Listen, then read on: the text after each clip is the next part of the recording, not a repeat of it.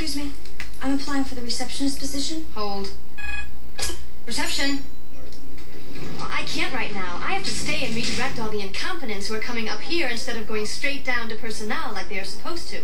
All right. I'll be right there. You'll have about 12 seconds. You are supposed to go down to personnel.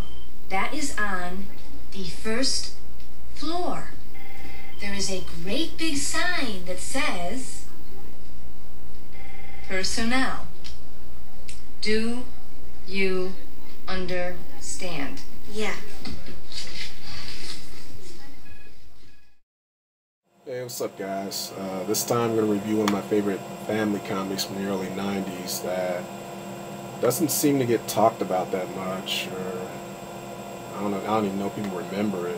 It was popular when it came out, around the same time Home Alone did. It's kind of got that same formula where kids are left at home by themselves and, you know, see if they could live out in the real world and take care of themselves. And I don't know, I don't think it gets the credit it deserves. It's really funny, and that's Don't Tell Mom the Babysitter's Dead, starring Christina Applegate from Married with Children, and directed by Herek, who did Critters and Bill and Ted's Excellent Adventure. And like this little tagline says, it's Home Alone times 5, where it's 5 kids instead of 1, and they don't get inadvertently left at home, but the mom goes out on a vacation for the summer, you know, just to take a break from, you know, being a mom, I guess, wherever. And the kids, they think they're going to be alone, you know, free to party and do whatever they want, but the mom hires a babysitter named Herek. She's like this sweet old lady who, once the mom leaves, she turns into a total bitch and starts, you know, bossing the kids around, doing, you know, making them do all these chores and stuff like that, and just, you know, really mean old lady. And she starts looking around the house, and then she gets to one of the kids' rooms. I think it's the oldest son, Kenny's room. He's like this teenage stoner type, and he's got a bunch of paraphernalia and posters, you know, naked girls on his wall, and his room's all messy. You know, it's got a turntable with a pizza crust on it while it's spinning. It's really gross, and, you know, this gives the old lady a heart attack. You know, she's so horrified by his messy room that she gets a heart attack and dies.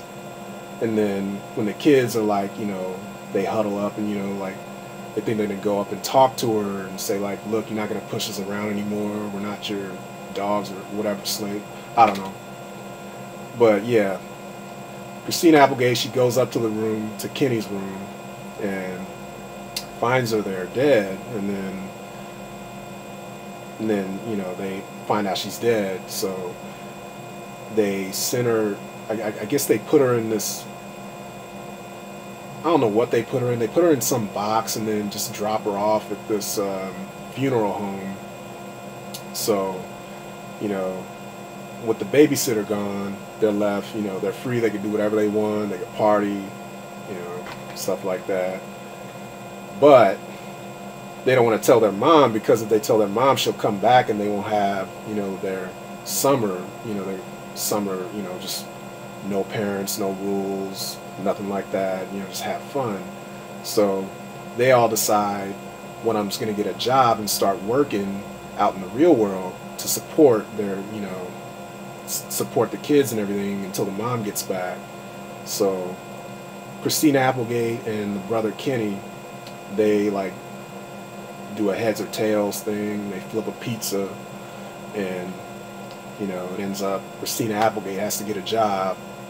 So first she gets this job at this carnival, or at this hot dog stand at this carnival or whatever.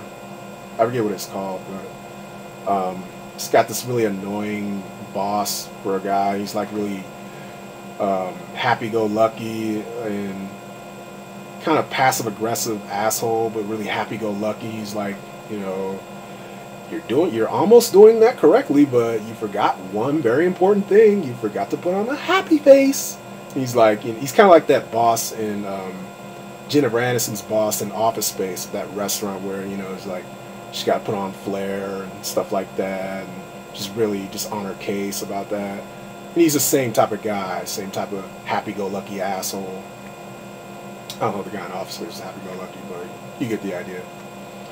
But yeah, she meets her love interest, played by Josh Charles, at this place, and one night they're cleaning up after the day, and she really hates it. It's a really shitty job, and when the boss comes out and like gets on her again about something, she quits and leaves that job and gets another job at this this fashion firm or whatever. This, I don't know if you call it a firm, but this fashion line called GAW, and it's this office building where she's applying to be a receptionist, and she meets a receptionist that's already there, and she's like a total bitch, and she talks to her like she's stupid when she gets there, asking like, you know, where to go or what to do, and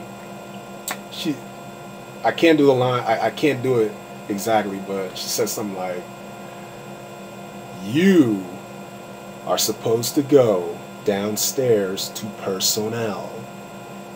It is on the first floor. There is a great big sign that says personnel. Do you understand?" Just talking to her all slow like she's stupid. That was probably the best line in the whole movie for me. Funniest line anyway. But in my opinion, once she starts working at that office building, that's when the movie gets funnier and funnier, in my opinion. But yeah, like she meets that receptionist, and then Joanna Cassidy she's like the head of the company or whatever, and she comes out, sees her, she's like, "Let me see your resume," and then because she hates that receptionist, she gives Christina Applegate her administrative assistant job, which the receptionist was trying to, she's trying to get that job. So already there's like some friction there. She's jealous of, the new administrative assistant, and Christina Applegate, she doesn't know what she's doing, but she tries to act like she knows what she's doing. She makes all these little mistakes and stuff like that. But Joanna Cassidy, the boss, she never gets mad at her, even when she has someone else do her work for her, just to get stuff done in time. And she's a real nice lady. Like, she really likes this girl, and they get along great. But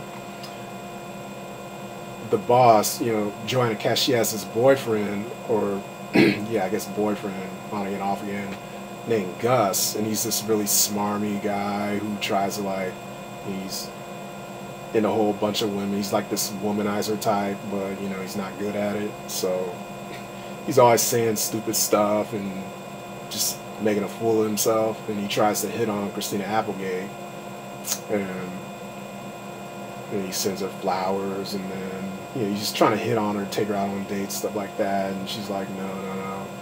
And she eventually tells the boss, and eventually towards the end of the movie, the company has this presentation where I guess they end up having a presentation at the house, Christina Applegate's house, where the kids are, and they're all helping out, and everything starts going wrong.